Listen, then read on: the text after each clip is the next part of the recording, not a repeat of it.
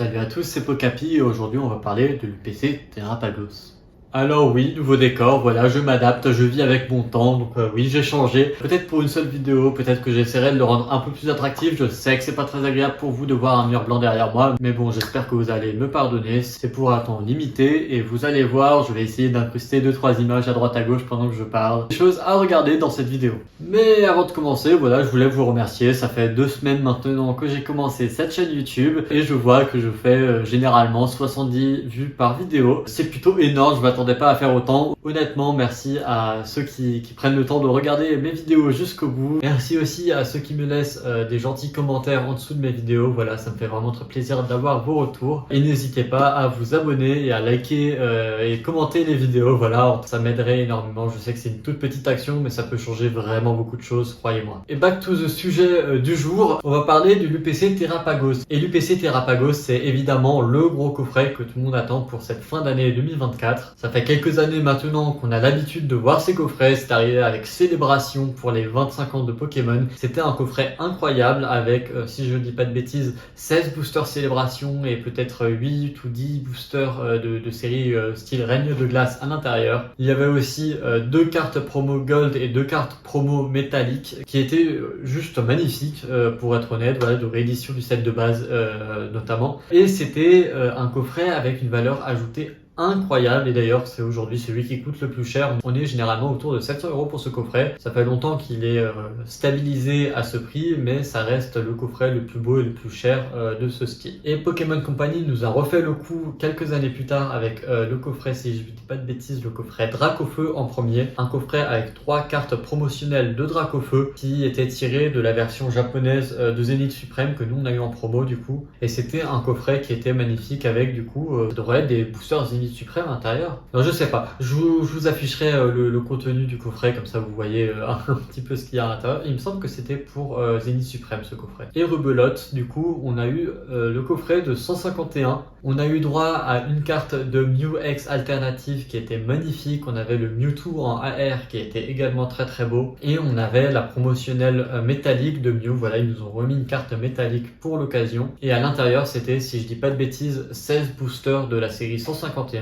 Qui est une série aussi incroyable que Célébration ou Zénith Suprême. Donc ça faisait de ce coffret, voilà, un coffret qui était également exceptionnel. Sans compter qu'il y avait également des petits goodies à l'intérieur, si je dis pas de bêtises. Déjà la boîte en elle-même est une boîte de rangement. Il y avait aussi d'autres goodies avec des dés particuliers en or. À chaque fois il y avait un playmat qui était de très bonne facture. Donc rien à dire, c'est de très beaux coffrets, les UPC à chaque fois. Et du coup, on attendait avec impatience le nouveau coffret UPC qui allait paraître pour Noël 2024. Et là, c'est un peu la déception, pour être honnête. C'est une UPC à l'effigie de Terrapagos. Voilà, ce Pokémon qui rivalise avec Pikachu, Mew et Dracofeu. Ou pas vraiment, mais toujours est-il que c'est le Pokémon qu'ils ont choisi pour être l'effigie de l'UPC du coffret premium de cette année, et c'est mine de rien très décevant pour beaucoup de personnes. Autre déception, on va pas retrouver 16 boosters Célébration ou 16 boosters 151 évidemment à l'intérieur. On va retrouver à l'intérieur un panachage de boosters Écarlate et Violet qui ne sont pas forcément les boosters des séries les plus aimées. Mais à la rigueur, voilà, les UPC sont connus pour avoir des tirages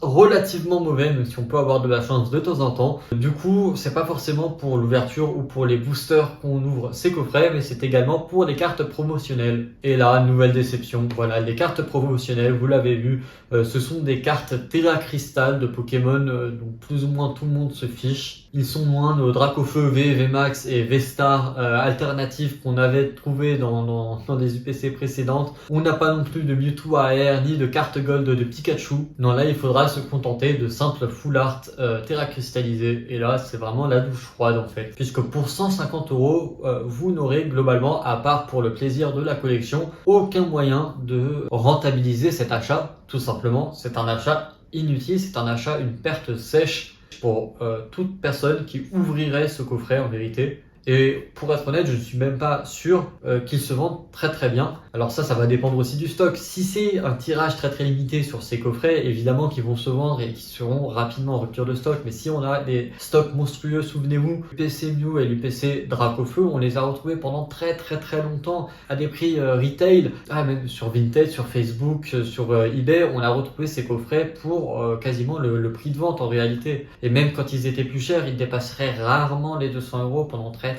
longtemps. Et à la rigueur, on pouvait comprendre pourquoi ces prix finissaient quand même par augmenter de 30-50 € sur la plateforme de retail. C'est parce que les cartes promotionnelles ou les séries à l'intérieur plaisaient aux gens et les gens les ouvrent tout simplement. On ouvre le coffret pour avoir les cartes promotionnelles. Mais là, honnêtement, qui ouvrirait l'UPC pour avoir un Terrapagos Terra Crystal? Alors je crois qu'il y a une carte Gold tout de même à l'intérieur, mais c'est pas des formats qui déchaînent les foules. Donc contrairement à l'UPC Mew ou l'UPC de Dracofeu, je vois mal des gens ouvrir ce coffret qui coûte le prix d'une display pour n'avoir que 16 boosters et 3 cartes full art à l'intérieur. On va se retrouver avec énormément de coffrets CD, peut-être pas en volume si le tirage est limité, mais en valeur relative, on va avoir énormément de coffrets disponibles. Donc tout ça pour dire que l'UPC Terrapagos, ça me semble être un très très mauvais investissement. Donc oui, ce que je disais, c'est que ce qui drive en réalité la demande sur ce genre de coffret, c'est à la fois les Pokémon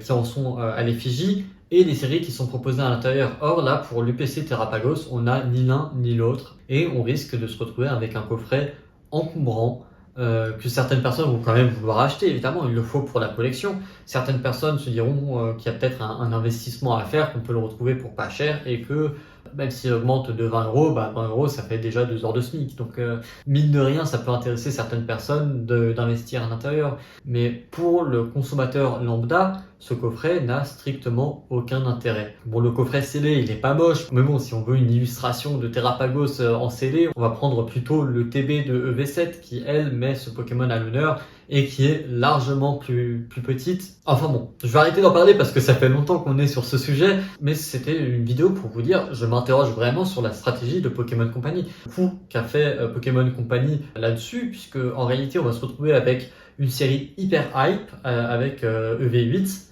et on va se retrouver de l'autre côté avec l'UPC Terrapagos, qui est peut-être l'un des coffrets les plus décevants qu'on pouvait attendre pour cette année. Et Dieu sait qu'on a déjà eu beaucoup de coffrets décevants sur ce bloc écarlate et violet. Enfin bon, on refera une vidéo sur le sujet peut-être plus tard, peut-être après la sortie justement, pour voir un peu comment le stock évolue, quelles sont les quantités disponibles et la demande pour ce produit. Peut-être que je me suis totalement trompé, peut-être que j'ai des mauvaises informations sur les boosters qui sont à l'intérieur ou sur les cartes promotionnelles.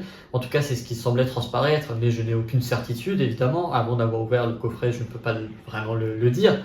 Mais je pense que c'est quand même relativement sûr les informations qui ont été données jusqu'ici. En tout cas, si vous avez un autre avis sur cette UPC Terrapagos, n'hésitez pas à me le dire en commentaire, ça me ferait très plaisir et ça m'aiderait énormément. N'hésitez pas aussi à liker et à partager cette vidéo. Et moi, je vous dis à bientôt.